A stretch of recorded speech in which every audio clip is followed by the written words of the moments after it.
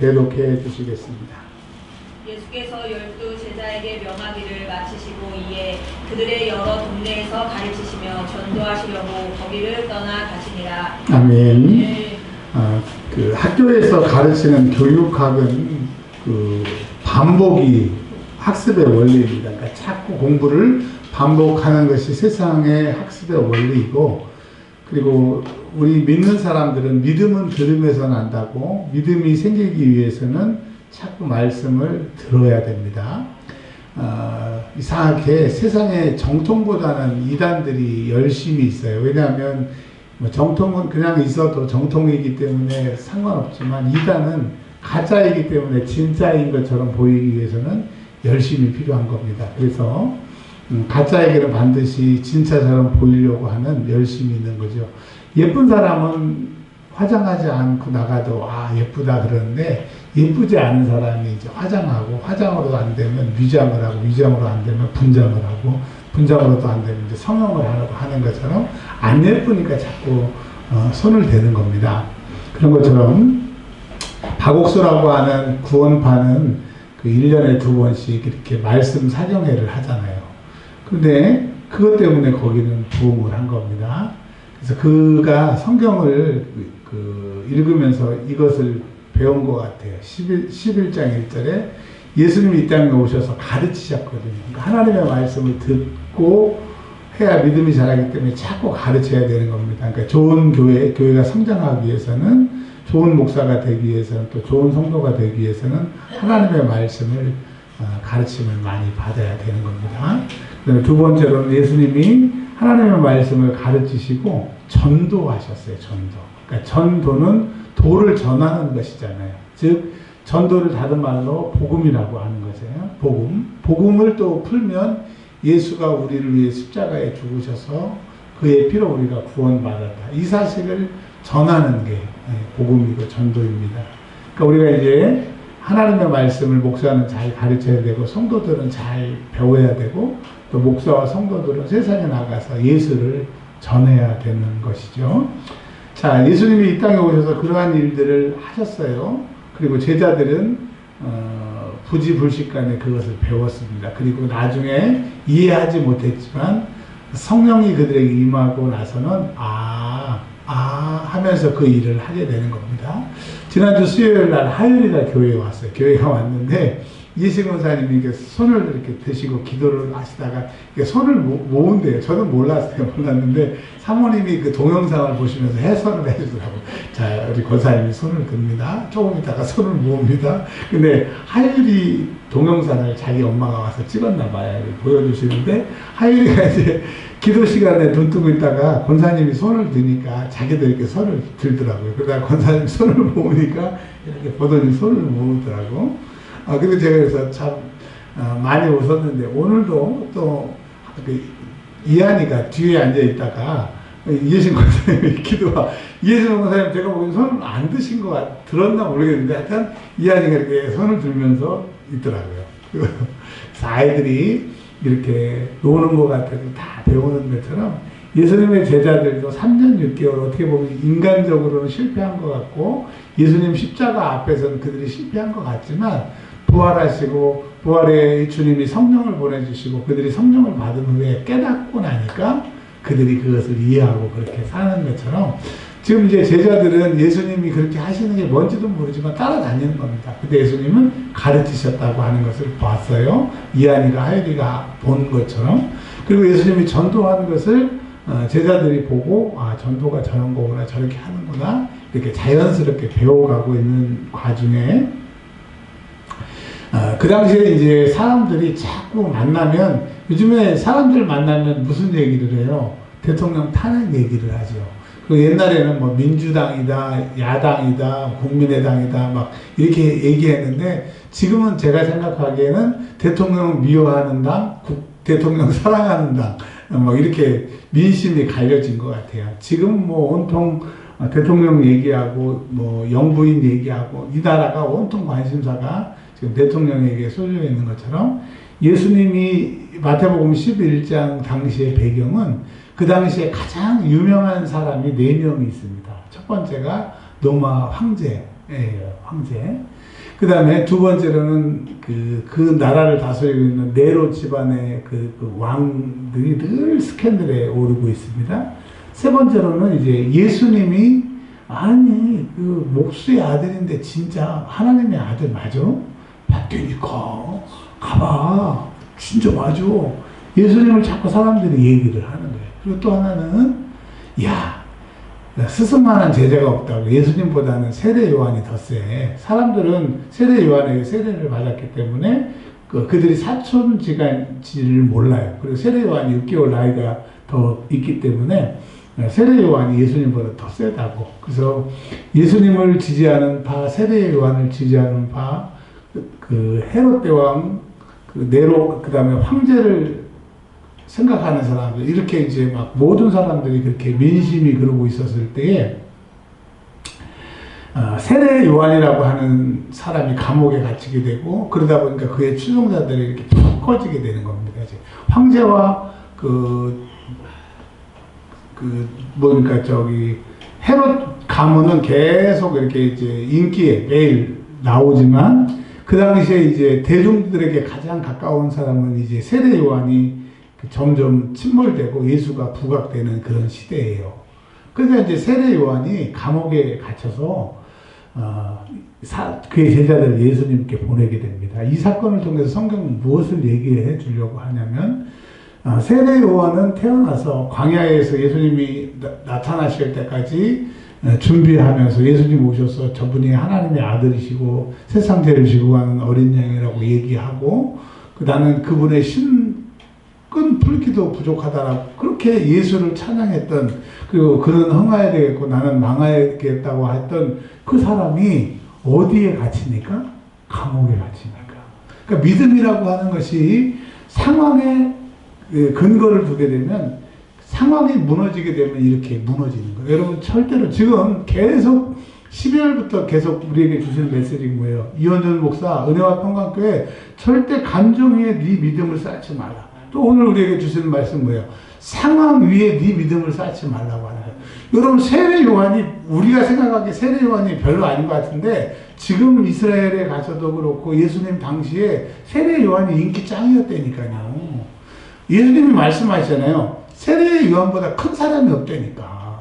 예수님 다음으로 모세, 이사야, 에레미야 많은 사람이 있는데 예수님 입으로 얘기하신다니까. 예수님 다음으로 인간 중에 짱이라고 하는 거니까. 그 당시에 대단했어요. 세례 요한 파가 대단했거든요. 근데 그런 세례 요한도 어디에 갇히니까? 감옥에 갇히니까. 그 예수님에 대한 믿음이 흐릿해지고 의심이 가서 제자들을 보내게 되는 거예요. 그러니까 여러분 뭘 기도를 해야 되냐? 내 상황을 초월할 수 있는 믿음을 달라고. 이번 주에 기도 제목이 뭐라고요? 내 상황을 초월할 수 있는 믿음을 달라고. 세례 요한이 그렇게 믿음이 있어도 감옥이라고 하는 상황에 갇히게 되니까 그가 믿음이 쪼그라든 겁니다. 여러분 세례 요한이 감옥에 갇혔을 때 그냥 단순하게 갇히는 게 아니라 왕한테 그러는 거예요. 야, 너 그렇게 살지 마. 어떻게 동생 마누라를 네가 데리고 사냐? 네가 개냐?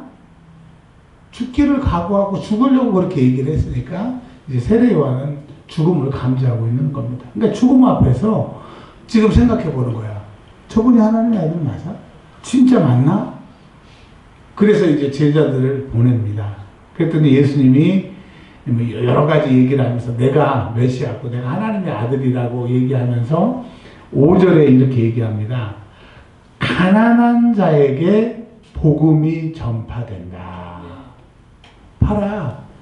옛날에는 대제사장들, 서기관들, 바리새인들 집안이 좋아야 또 신앙생활의 교육을 잘 받아야 하나님 잘 아는 시대였는데, 지금은 누구든지 예수를 믿고 예수를 내고 신하면 하나님을 알게 되는, 빈부 귀천에 상관없이 믿음만 가지고 있으면 하나님을 믿게 되는 그런 시대가 왔어. 누가 오므로? 예수님이 오므로. 예수님이 오므로. 그러니까 안심해. 내가 목수의 아들이지만 난 하나님이고 하나님의 아들이고 네가 증거한 그 예수야. 그 얘기를 하라고 합니다. 근데 이제 제자들이 세례 요한에게 얘기를 했겠죠. 그 세례 요한은 맞아. 내가 선포했던 그분, 비둘기가 성령이 비둘기같이 형체로 임했던 그분 맞네. 예, 그 마음의 정리를 했을 겁니다.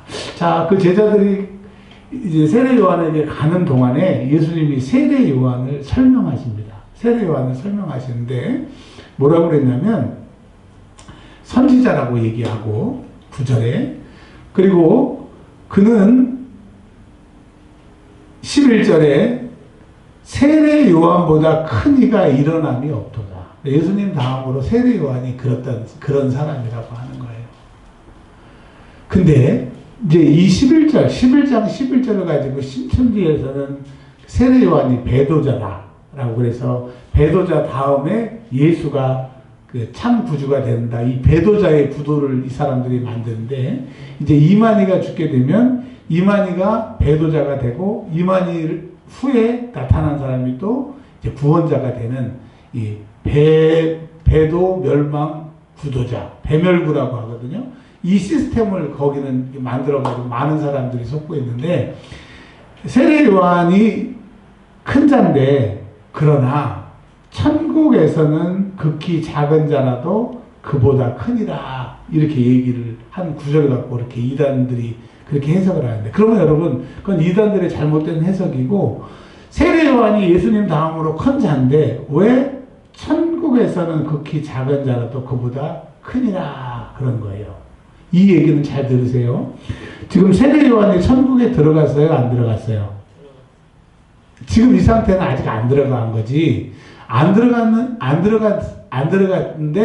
안 들어간 사람 중에서는 그가 믿음이 제일 큰 사람이야. 근데 천국에 들어간 사람은 세례 요한보다 믿음이 더 커야 천국에 들어간다라고 하는 말. 두 번째는 천국에 들어간 사람은 세례 요한보다 믿음이 더 크다.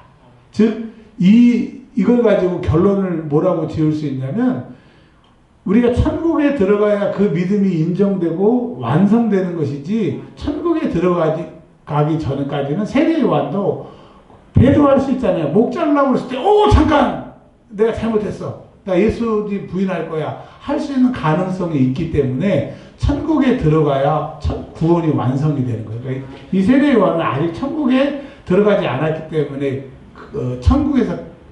천국에 있는 자가 세례 요한보다 크다라고 얘기를 하는 거예요. 근데 만약에 세례 요한이 지금 이제 죽었잖아요. 천국에 갔어요. 그럼 천국에서 제일 작은 자예요? 그 말은 아니라는 거죠. 아멘?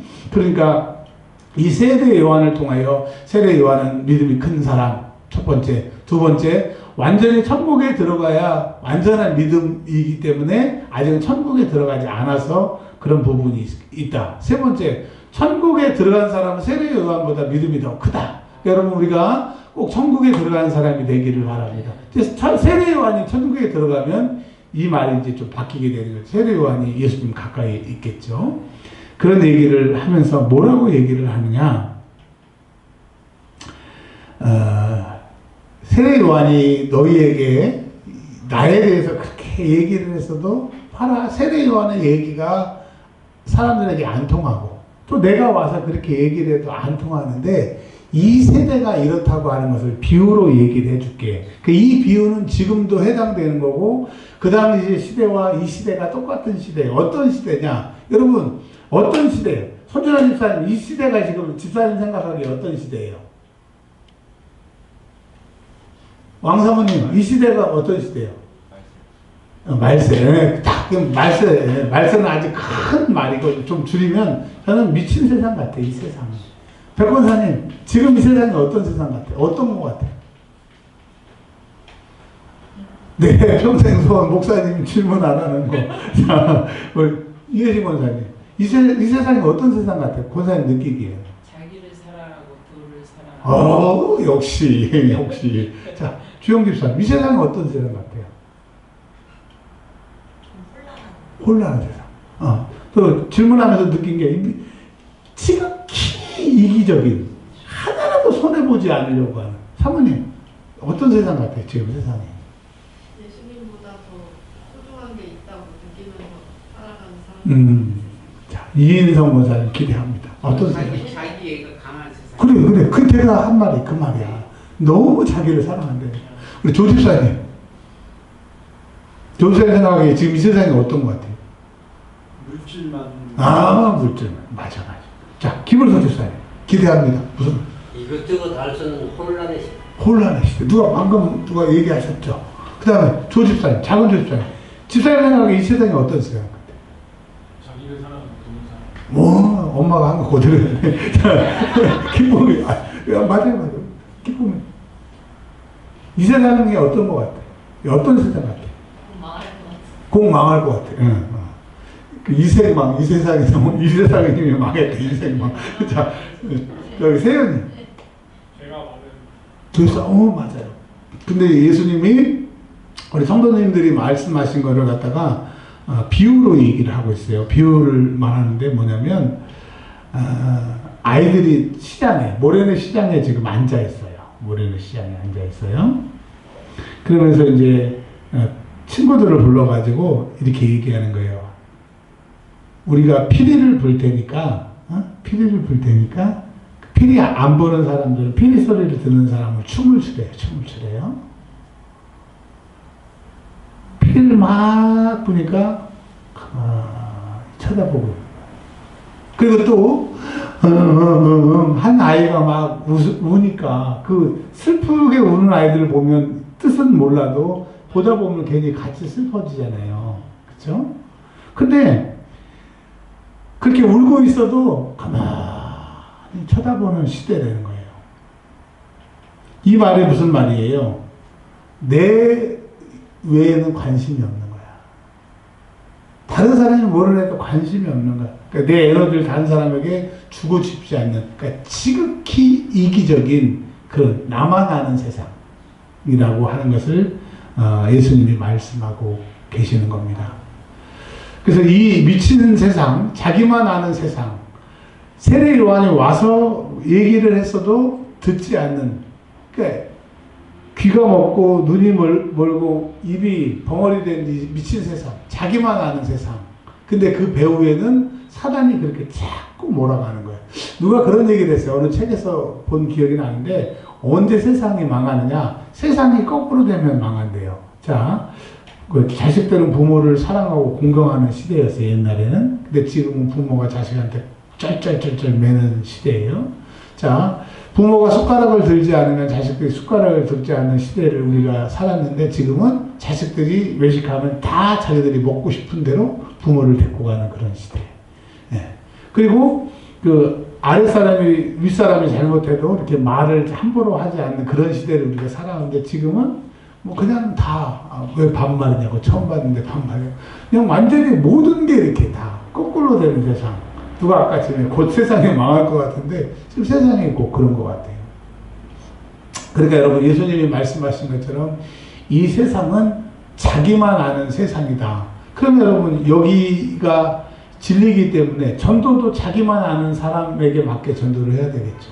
그리고 내가 지금 왜 이럴까? 지금 이 세상에 내가 동화돼가지고 이렇게 하는구나. 그러니까 모든 열쇠를 예수님이 가르쳐 주셨으니까, 자기만 아는 세상. 전도할 때도 자기만 아는 사람들을 전도하려고 하면 어떻게 해요? 그 사람에게 집중해서 전도하고 그 사람에게 맞게끔 전도를 해야 되겠다라고 하는 것을 얘기를 해 주시면서, 예수님이 이제 기적을 많이 베푸시고 사랑을 많이 베푸신 지역이 고라사와 벳세다와 가버나움이었습니다. 이 지역이 갈릴리 지역이었거든요. 근데 예수님이 갈릴리의 베이스 캠프를, 가버나움의 베이스 캠프를 치시고 그 주변에서 자꾸 많이 전도를 하셨어요.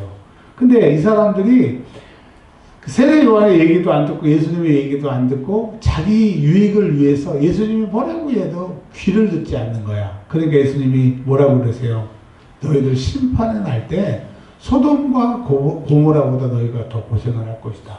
이 말은 우리에게 적용하면, 예수님이 설교를 통해서, 성경 말씀을 통해서, 감동을 통해서, 찬양을 통해서 여러 가지로 은혜를 주심에도 불구하고 그건 나하고 상관없어. 듣기를 싫어하고 내 마음대로 사는 그런 사람들은 심판 때 확실히 심판받게 된다라고 하는 얘기를 하고 있으면서, 뭐라고 얘기를 하시느냐. 제발 너만 사랑하고 네 생각이 옳다라고 하는 것을 버리라고 예수님이 그 시대의 얘기를 하는 거예요. 근데 여러분 이 얘기가 먹혀요, 안 먹혀요? 안 먹혀요.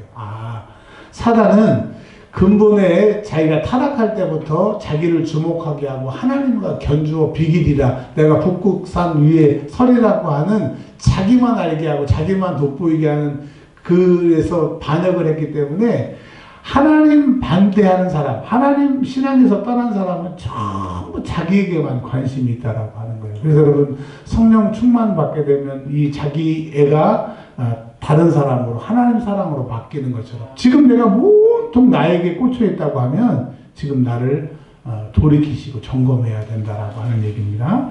25절부터 30절의 결론입니다. 이제 예수님이 세상에 대해서 그렇게 얘기하시면서 또 예수님과 함께한 사람들, 지금 11장 1절에 예수님과 함께 예수님이 가르치실 때 가르침의 장소에 있었고 전도할 때 전도에 따라다니는 사람들에게 25절에 위로의 말씀을 주시는데 뭐라고 말씀을 하시느냐면, 너희가 이제 나를 따라다니고 나를 믿게 되면, 그리고 또 이 세상 삶 자체가 수고하는 삶, 그리고 이 세상을 살다 보면 내 인생의 무거운 짐들이 다 우리에게 있다라고 하는 거예요. 여러분 오늘까지 참 수고하고 사셨고 무거운 짐을 지고 살고 있지 않습니까? 그래서 부른 찬송이 무거운 짐을 나 홀로 지고 견디다 못해 쓰러질 때, 우리가 인생에 수고하고 무거운 짐을 지고 쓰러지려고 할 때가 있다. 인생의 위기가 올 때가 있단 말입니다. 근데 여러분 세상 사람들은 쓰러지고 무거울 때 어디로 가서 위로를 받느냐? 작은 주님에게 가서 자꾸 위로를 받아요. 근데 그 다음날 일어나면 속만 쓰리고 전혀 위로가 안 돼. 술값만 늘어나고. 그리고 또 세상 사람들은 사람에게 가가지고 자기의 속상한 얘기를 다 얘기를 해요. 그러면서 시원하다고, 그럼 속이 후련하다. 그러면서 맛있는 것도 먹고 한잔하고 그러는데 그 다음날 가보면 다 알아. 만나는 사람마다 위로한답시고 그렇게 얘기를 해. 그래서 술도 위로가 안 되고 사람도 위로가 되지 않아요. 그래서 사람들은 어떻게 합니까? 세 번째로는 이제 집으로 와가지고 점점점 안에서 자기 혼자 생각하고 자기 혼자 답을 찾으려다가 우자로 시작하는 병에 걸려요. 우울증, 기피증, 내 안에. 근데 여러분 절대로 나는 내 대답을 찾아줄 수가 없어. 해답을 찾아줄 수가 없어. 그래서 나중에 평생 그렇게 우울증으로 그렇게 살다가 죽던지 아니면 자살하던지, 그게 인생의 해답이라고. 그건 해답이 안 돼요. 근데 예수님이 오늘 우리에게 얘기하십니다. 세상 모든 사람에게 얘기하십니다. 오라. 누구에게? 예수님에게 오라. 그러니까 여러분 세상에 수고하고 무거운 짐진 우리도, 우리 주변에 수고하고 무거운 짐진 사람들에게 다 가자고 그래야 돼요. 누구에게? 예수에게 가자고 그래야 돼요. 가면 이거는 주님이 약속을 하셨기 때문에 그렇게 될 수밖에 없는 거야. 쉬게 하신대요. 쉬게. 그게 사람이든지 건강이든지 경제적인 건지 모든 상황을 주님이 쉬게 하신대요. 예수님이 약속하셨으니까 일단 그 사람들에게 오라. 예수님 오라고 그랬으니까 한번 가봐라. 그래서 예수님 앞에 그 사람들을 데리고 오시면 그 사람들이 쉼을 받게 된다고 합니다. 근데 예수님이 뭐 28절만 얘기해도 되는데 29절과 30절을 말씀을 주신 것은 뭐냐면, 예수님께 오는 사람들, 수고하고 무거운 짐진자들이라고 다 예수님께 오는 게 아니라 온유하고 겸손한 사람만이 그 예수님에게 올 수 있다는 거죠. 근데 우리가 온유 겸손하면 동양의 개념으로 야, 저 사람 때려도 그냥 가만히 있고 뭐 대단한 게 있어도 그냥 대단한 티를 안 내는 게 겸손이다. 근데 성경에서 말하는 온유와 겸손은 예수님을 생각하시면 돼요. 하나님이시면서도 불구하고, 하나님의 아들이심에도 불구하고 죽으러 오시고 아무 말 없이 도수장에 끌려가는 어린 양처럼 죽고, 이 온유와 겸손을 한마디로 말하면 순종하는 거야. 그러니까 예수님처럼 순종하는 사람만이 예수님에게 오면 쉼을 얻겠다고 하는 그 약속을 믿고 가는 거예요. 그래서 여러분 세상에 아무나 가서 전도되는 게 아니라 온유 겸손, 즉 순종할 수 있는, 들을 게 있는 사람이 이 쉼을 얻게 되게 되는 거예요. 그러니까 자꾸 여러분은 가서 그 예수에게 오라고 얘기를 하십시오. 근데 그 사람 마음속에 내가 예수님에게 가야 되겠다라고 그 귀를 열 때 순종하는 마음이 있을 때 그 역사가 일어나는 거거든요. 우리는 가서 전할 것이고 그 사람이 순종하고 안 하고 듣고 안 하고는 그 사람 몫이니까 때를 얻든지 얻지 못하든지 전하시기를 바랍니다. 때를 얻지 못한다라고 하는 것은 돈을 주고 그 때를 살아라고 하는 게 원어의 뜻이에요. 그러니까 때가 있으면 전하고 때가 없으면 돈을 들여서라도 없는 때를 만들려는 거예요. 그래서 여러분 그 기회를 만들어서 예수에게 오라고 하십시오. 우리 교회에 오면 목사님이 설교를 잘합니다. 우리 교회는 성도들이 사랑이 많습니다. 우리 교회에 오면 끝내줍니다. 그런 얘기하지 마시고 예수님에게 오면 당신의 문제가 해결됩니다. 그 얘기를 한번 해보세요. 한번 따라서 하겠습니다. 예수님에게 오면 당신의 문제가 해결됩니다. 아멘. 그렇게 하시면 그 사람이 순종하면 예수께로 올 수가 있습니다. 그래서 예수에게 오면 마음의 쉼을 얻게 되고요. 그 다음에 30절에 짐이 가볍게 됩니다. 그러니까 그 사람이 예수에게 오기만 하면 그런 욕심의 문제, 영적인 문제가 다 해결되기 때문에 우리는 가서 예수님이 가르치시며 전도했던 것처럼 예수님은 하실 수 있어요. 우리 교회를 통해서 예수님 만나십시오 라고 여러분이 외치기만 하면 그런 일들이 일어날 줄 믿습니다. 열심히 한 주간 동안 기도하십시오. 저도 열심히 여러분들을 위해서 기도하겠습니다. 이제는 우리 구주 예수 그리스도의 은혜와 아버지 하나님의 크신 사랑하심과 성령님